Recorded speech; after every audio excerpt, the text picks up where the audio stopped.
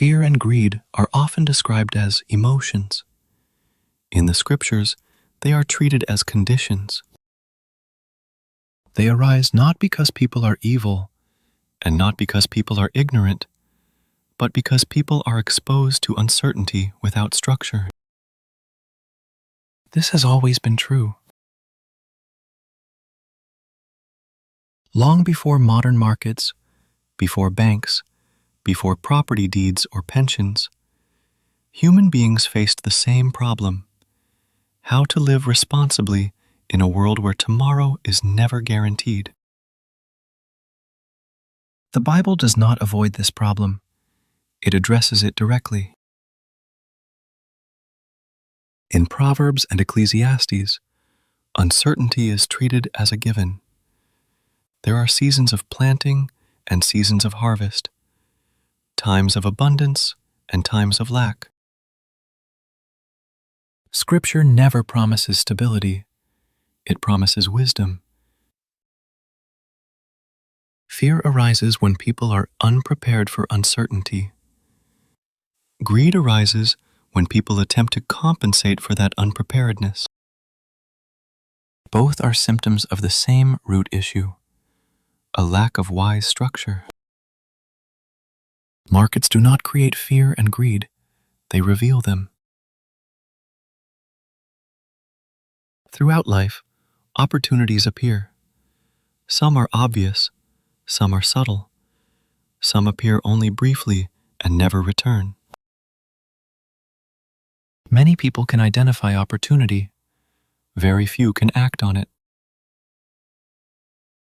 This is not primarily a matter of intelligence. It is a matter of stewardship. A person may correctly recognize an imbalance, see value where others do not, and still be completely unable to respond. Why? Because insight without structure produces helplessness. Scripture repeatedly warns against this condition, even though it is rarely named explicitly. There is a specific kind of pain that arises when a person sees clearly but cannot act. It is not the pain of ignorance. It is not the pain of loss caused by foolishness. It is the pain of constraint. This pain often expresses itself later as envy, bitterness, or regret. Not because the person lacks character, but because they were placed in a position of watching while immobilized. The Bible recognizes this dynamic. In Ecclesiastes, Solomon observes that the race is not to the swift, nor the battle to the strong. Yet he also notes that time and chance happen to all. What Solomon does not teach is passivity. He teaches preparation. Modern culture glorifies timing. Ancient wisdom prioritized readiness. Timing is external. Structure is internal. Timing cannot be controlled. Structure can. The scriptures consistently emphasize division, preparation, and foresight, not because they guarantee success, but because they preserve freedom of action. A person who lacks structure is not merely poor, they are restricted. They cannot move when conditions change. They cannot respond when opportunity appears. They are forced into observation rather than participation. Liquidity is often treated as a technical or financial term. In biblical terms, it is a moral concept. Liquidity represents readiness. It represents humility before uncertainty. It represents the acceptance that tomorrow may require movement. In the Talmudic tradition, this idea is explicit. Wealth is divided deliberately, commonly described as thirds: one portion preserved, one portion productive, one portion available. This was not a strategy for profit maximization. It was a strategy for avoiding captivity. A person who has no liquidity is at the mercy of circumstance. A person with liquidity has options. Options reduce fear. Options quiet greed. In much of the modern Western world, the majority of personal wealth is concentrated in property. Often 70, 80, even 90%. Property is not evil. Scripture does not condemn ownership, but concentration is dangerous. Highly concentrated wealth is slow to move, difficult to divide, politically exposed, and functionally illiquid. This creates a population that may appear wealthy on paper, yet is consistently unable to respond to opportunity. This is why opportunity often feels cruel, not because it is unfair, but because people are structurally unprepared to meet it. In Jewish tradition, stewardship is not optional. Wealth is treated as a trust, not an entitlement. A tool to be managed responsibly across generations. Liquidity is maintained deliberately. Diversification is normalized. Mutual support structures exist to preserve optionality. This is not about superiority. It is about obligation. The obligation is simple. Do not place yourself or your family in a position of helplessness. Scripture treats avoidable helplessness as a failure of wisdom, not as bad luck.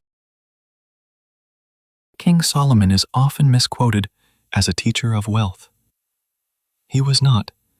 He was a teacher of order. Get wisdom, he wrote, though it cost you all you have. This is not poetic exaggeration. It is a warning. Wisdom requires sacrifice, often of comfort, of simplicity, of familiar structures. Solomon warned repeatedly against putting everything into one storehouse, trusting appearances, and assuming stability. He taught that security comes not from accumulation, but from alignment with reality. Opportunity cost compounds. Missing one opportunity is painful. Missing many because of structure is devastating. This compounding effect is rarely noticed in the moment. It reveals itself over decades.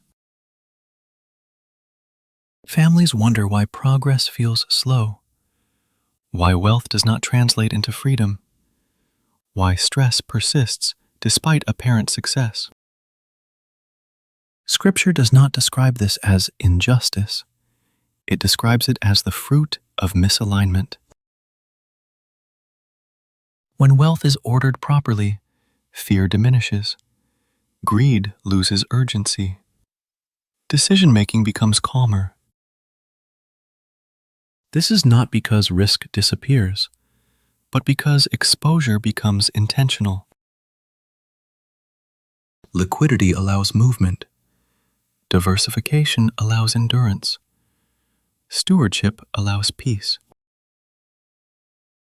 This is what the scriptures mean when they speak of peace as something that surpasses understanding. It is not emotional calm. It is structural stability. The wiser question is not, what is the next opportunity? It is, am I structured so that I can act when opportunity appears? If the answer is no, the solution is not better prediction. It is reordering. Scripture always moves people toward responsibility, never toward gambling. Fear loses its grip when tomorrow does not threaten survival. Greed loses its voice when accumulation is no longer compensating for insecurity. This is liberation. Not freedom from work, not freedom from effort, but freedom from compulsion. The answers were never missing. They were written long before modern markets existed. They survived because they worked. Not because they made everyone rich, but because they prevented unnecessary suffering. Liberation from fear and greed does not come from cleverness. It comes from alignment. Alignment with wisdom. Alignment with stewardship. Alignment with structure. When that alignment exists, opportunity becomes something you can meet, not something you are forced to watch pass by. And in that alignment, peace is no longer accidental. It is designed.